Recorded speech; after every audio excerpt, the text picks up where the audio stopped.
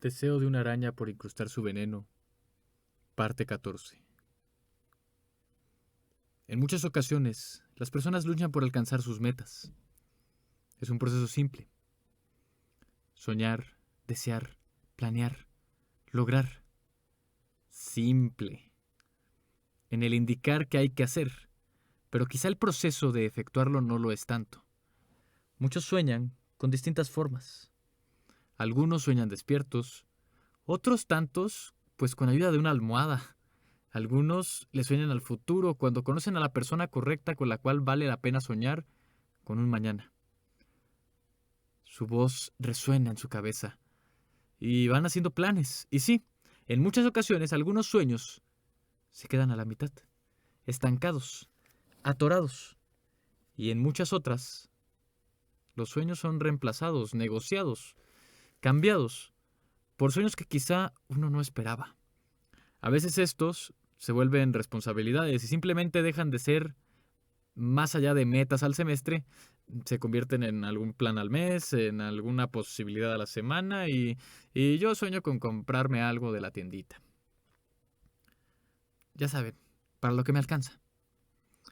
Muchos pierden la habilidad de soñar por miedo a nunca lograr sus sueños. Pero para que este miedo suceda en muchas ocasiones, muchos sueños se deben perder, olvidarse, extraviarse, morir. Hay personas que no saben dejarlos ir y aún con ese peso muerto las cargan y se convierten en un mal a diario, en un mal sabor de boca, el despertar y no sentirse que estás cumpliendo tus sueños. Y despertar y no sentir que no puedes volver a soñar otra vez. La vida para Antonio era diferente. Desde siempre, todo aquello que deseaba sucedía. Era aquella persona que tuviste de compañero de salón que con el más mínimo esfuerzo podía recibir todos los elogios y calificaciones.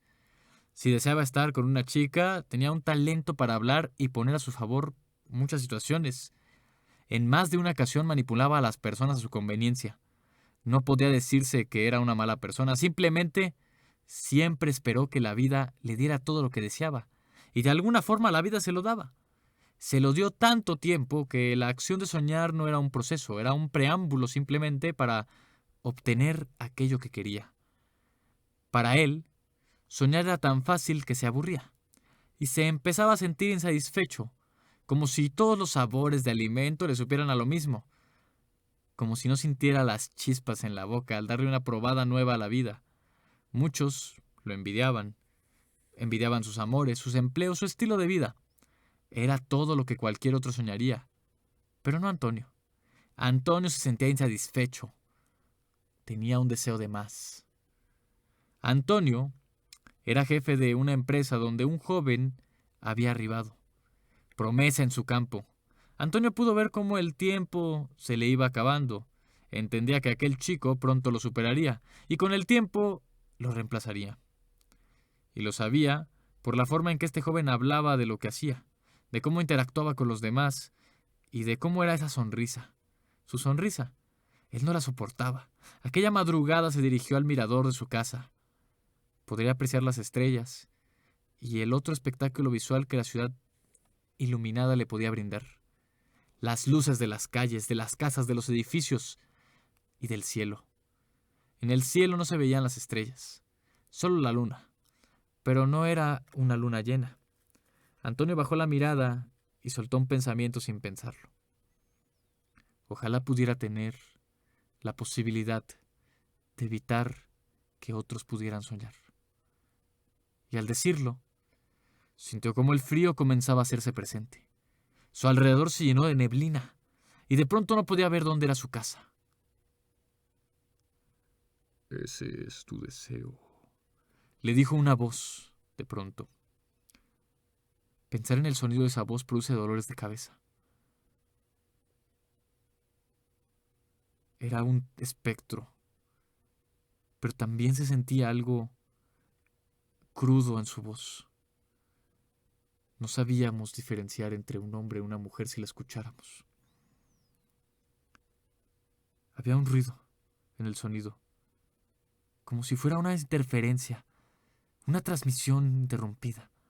Antonio se asustó y pensó que todo era parte de su imaginación, de la última copa de alcohol que había tomado, del cansancio y del estrés, y después simplemente se rió, creyendo que era un pensamiento que estaba en su mente.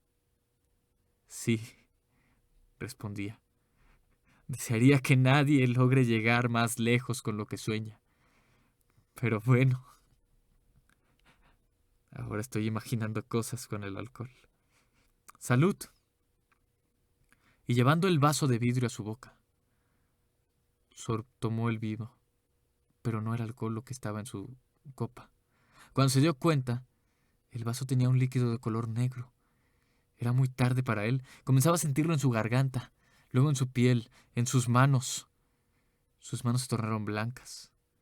Crecieron escamas a su alrededor y sus ojos y su boca crecían como si fuera un gran pescado de pie. Pero el alarido que soltaba era uno que sonaba como el crujir de uñas en un pizarrón. Tenía hambre. Y así fue en busca de aquel sueño que tanto quería destruir. Pero eso no fue suficiente. Se sentía insaciado. Quería más. Parte 15. ¿Recuerdas el caos constante que siempre era el mundo de los sueños? El cómo todo cambia tan rápido que apenas nuestra mente logra comprenderlo. Es que mientras exista un soñador en cada momento y en cada lugar, el mundo de los sueños puede cambiar. Y debe estar en cambio constante, pues cuando los sueños se mantienen quietos, cuando los sueños se estancan, se pudren. Se pudren lo suficiente al grado que pueden infectar a otros sueños. Cállate por un momento, decía el investigador gritándole al lobo eufórico, a Maximus. ¿Qué ocurre?, preguntaba Elías, extrañado ante la actitud de su amigo. ¿Cómo que qué ocurre? Mató a una persona. Se comieron a aquel chico, respondía furioso mientras le reclamaba ante su cambio tan drástico de actitud. Maximus, ahora proclamado, dejaba sus gritos de júbilo para acercarse con una sonrisa traviesa y comenzaba a reír. Sigue siendo tan cuadrado, decía Elías, tranquilo, mientras se acercaba a donde solo había quedado una mancha de sangre, que era lo único que quedaba de aquel joven. Muchas veces no ves lo que deberías por hacerle caso a tus ojos. Creí que había quedado claro desde que aceptaste que todo esto estaba cambiando. ¿De qué hablas?, preguntaba, totalmente confundido, el investigador. Elías miraría a Maximus. Ese se tornaría en completa oscuridad y posteriormente se convertiría en un joven, corriendo, huyendo, pero quedándose estático en un lugar. ¡Ayúdenme! ¡Alguien sálvenme!, decía, regresando a la forma de lobo bajo la túnica. Este es el chico que buscabas. Lo era. El chico que vieron después que se devorarían las criaturas que el lobo guiaba. «¿Pero la sangre?», preguntaban mirando a Elías. Este se agachaba y con sus dedos tomaba un poco de la sangre y la dirigía a su boca. No me digas. Ya sé. Chocolate. Respondía mientras observaba a Elías saborear la sangre. Vainilla, decía él, como helado de vainilla, sabe rico. Viste lo que querías ver. Y también viste lo que yo quería que tuvieras. Te sentí. Sabía que estaba cerca.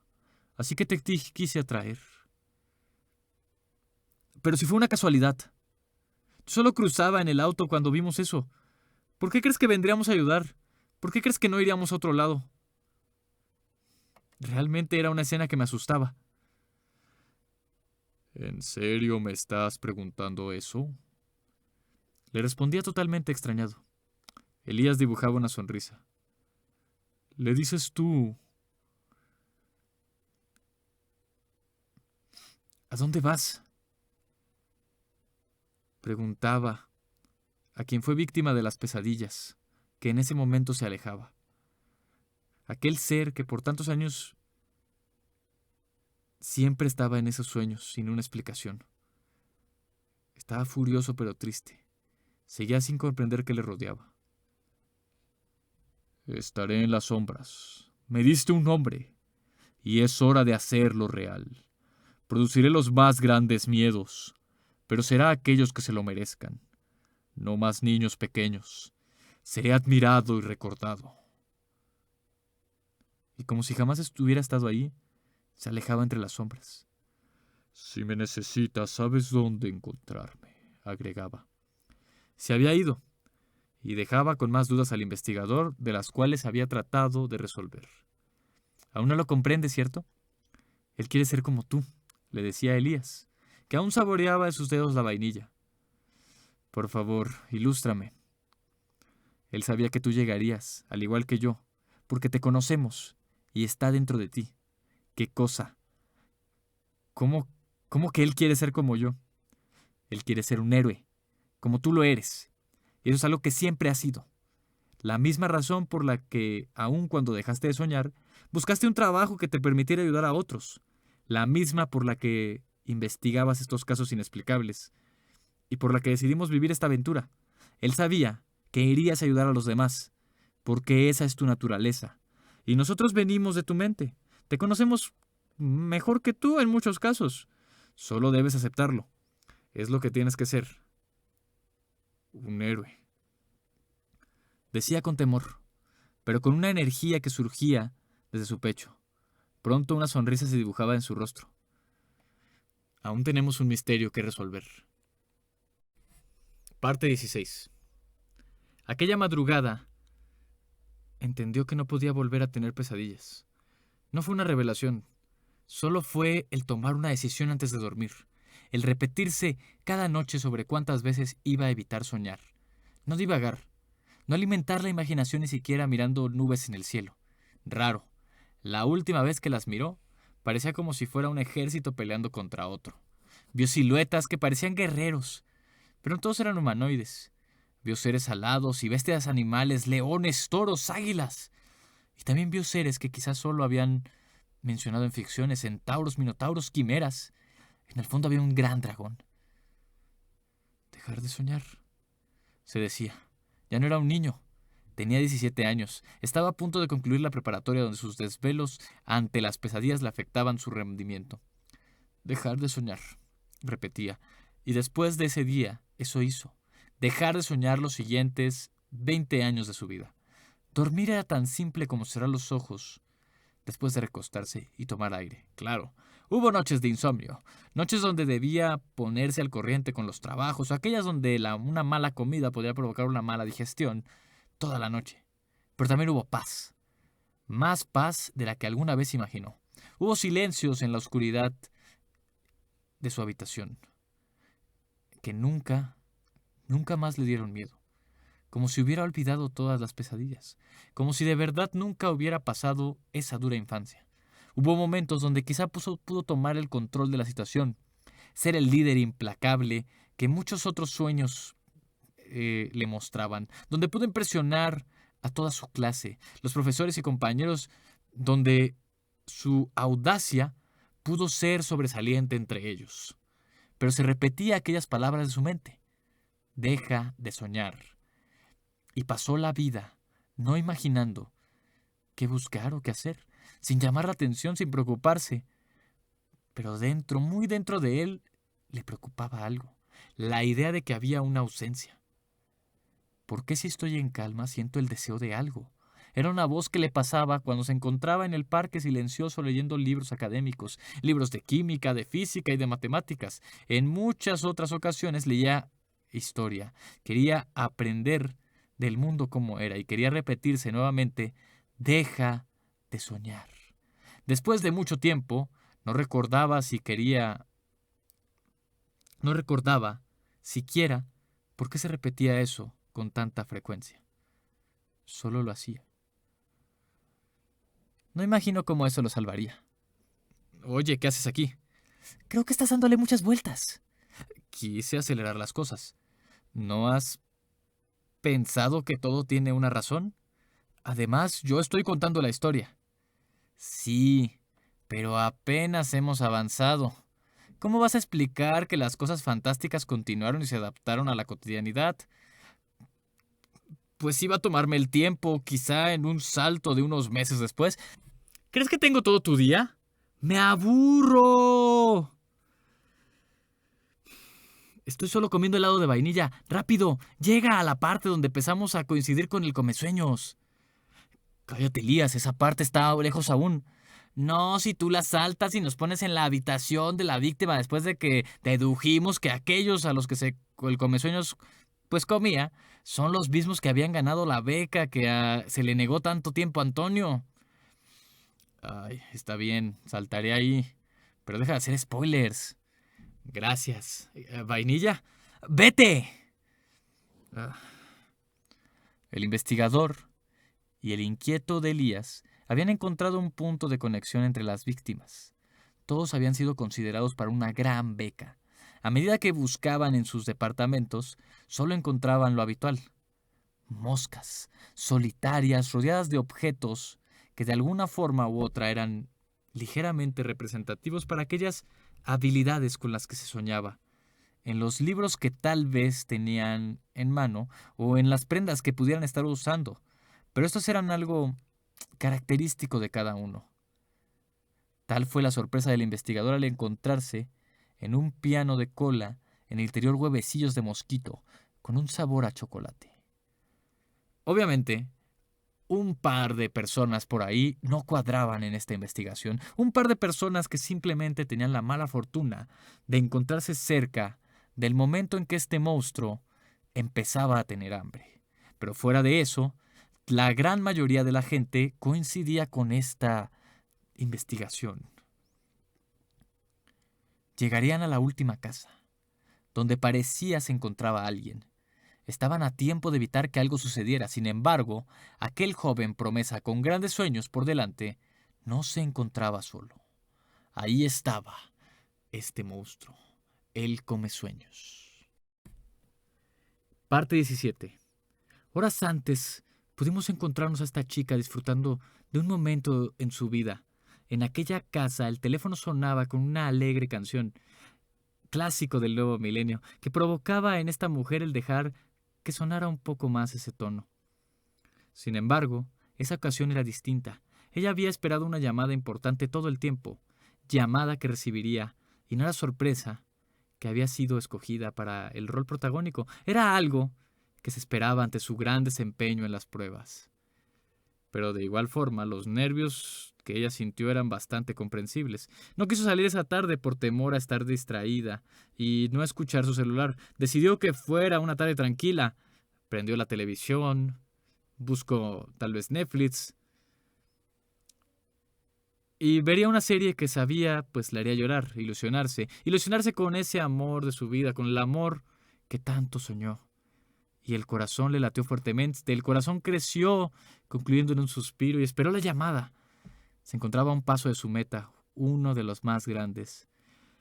Debo hacer una advertencia, una grande. A aquellos que le temen a las penumbras, a aquellos que cierran los ojos cuando hay sangre, es mejor que dejen de escucharnos y se vayan. Y se vayan con la idea de que la vida de esta chica fue maravillosa. ¿No es así la vida? El hecho de poder vivir es un regalo maravilloso, pues la vida te permite ilusionarte, esperanzarte, soñar y anhelar aquello que algún día la vida te va a compensar. Ella tuvo su príncipe, tuvo su boda de ensueño, hijos, familia, y consiguió el estelar en el escenario que tanto soñaba. Ahora, si desean escuchar lo siguiente, vamos a pasar a una sección que no es tan bonita, que no es tan alegre. Las luces a su alrededor se apagaron. La televisión fallaba. La señal del teléfono sufría una interferencia y un pequeño tornado se posicionó en mitad de la sala. Y de él salió un ser que trajo el frío. Ella no tuvo tiempo de temer. «Duerme», dijo Antonio, que en ese momento tenía un aspecto muy humanizado. Ella puso sus ojos en blanco y cayó en la cama que se encontraba. Antonio inhaló y acercó su rostro a su cuerpo y pasó por su cuello.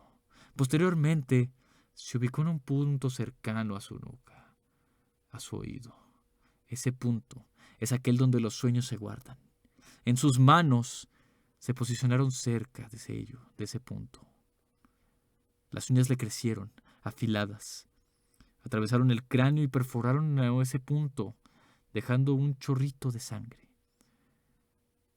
Acercó su boca y aspiró ese sabor de la sangre.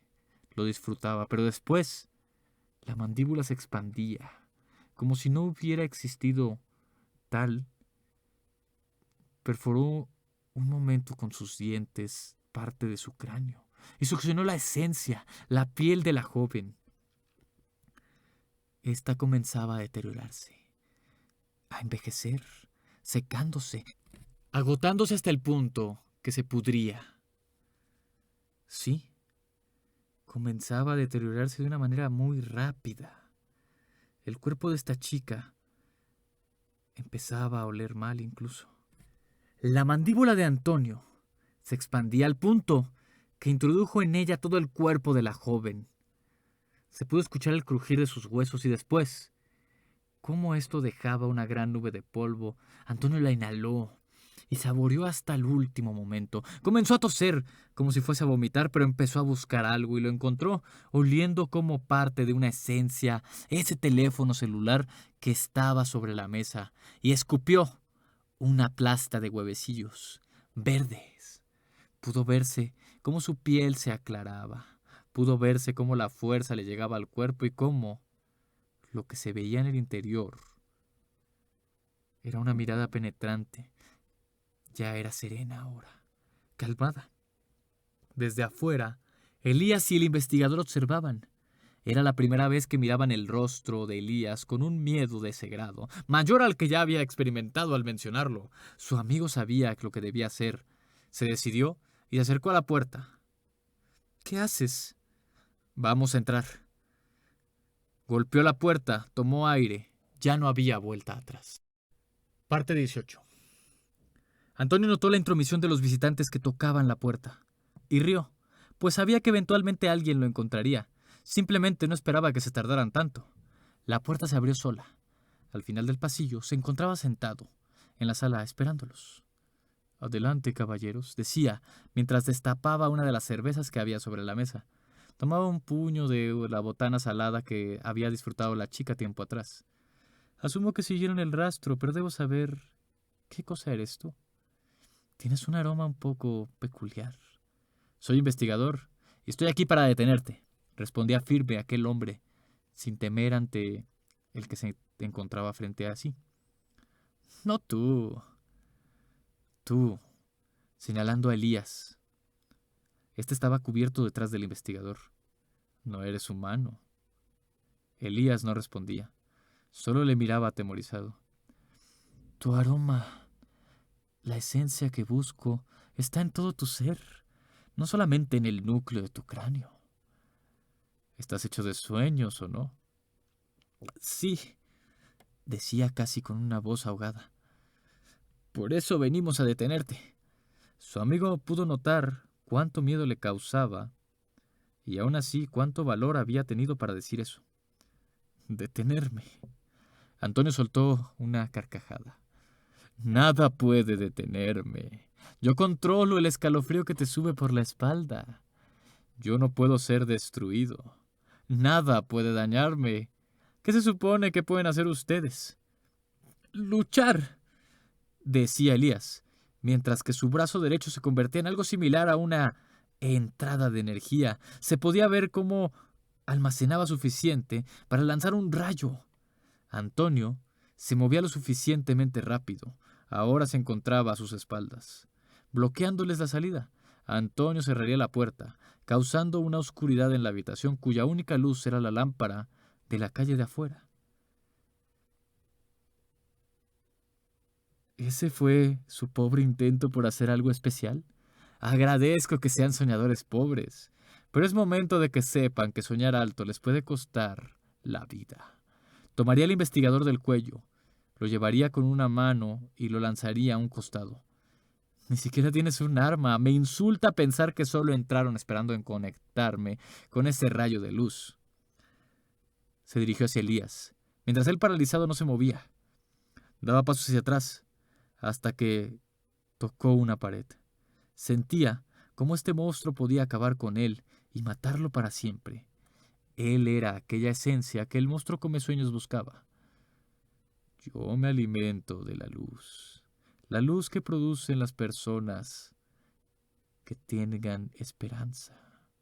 Cuando el sol aparece, las personas vuelven a soñar con otro día iluminado. Y entonces llega, con que todo se les dé, con que los sueños se cumplan. Y es ahí donde su esencia llega hasta mí. Cuando exhalan ese suspiro de anhelo y de deseo, toman entre sus manos lo que tanto esperaban. Algo dentro de mi interior me indica a dónde ir.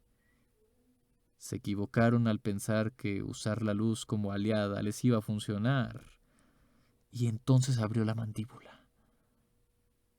Y ésta le llegaba hasta el pecho. Se acercó a Elías y dejó caer mucha de su baba sobre él. Elías no podía moverse, no sabía qué hacer. ¡Alto!, dijo el investigador, recuperando el aliento desde el piso. «Mátame a mí primero, por favor». La petición le pareció integrante y curiosa a Elías, y también le pareció un tanto atractiva a Antonio. «¿Por qué debería hacerlo?», respondía. «Mírame, no soy nada, un pobre hombre viejo que hace mucho tiempo dejó de luchar por sus sueños. Lo único que me queda es mi mejor amigo, que pronto un día descubrí que era real. Está vivo. Y cada día con él, aun cuán loca ha sido la situación, me hace sentir vivo. Me hace saber que la vida es buena y que puedo ser importante, puedo ser un héroe. Como cuando era un chico junto a él. Así que si lo matas, esos sueños se perderán. Tú no podrás saborear mis sueños, mis anhelos, como tú los llamas, ya que sin mi mejor amigo no hay forma en que cumpla esos sueños. Así que si vas a matarnos, mátame primero». Antonio se acercó, lo olió y se sintió confundido. «Tu voz dice algo, pero dentro de ti albergas mucha más esperanza. ¿Por qué?», preguntaba mientras lo sujetaba de la camisa.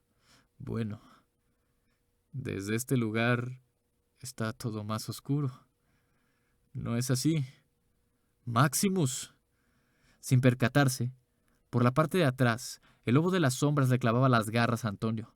Aquello produjo mucha ira en él, una transformación casi completa en el monstruo comesueños. Maximus no le temía, no, todo lo contrario. Le motivaba la idea de acabar con un monstruo que le causara miedo a Elías.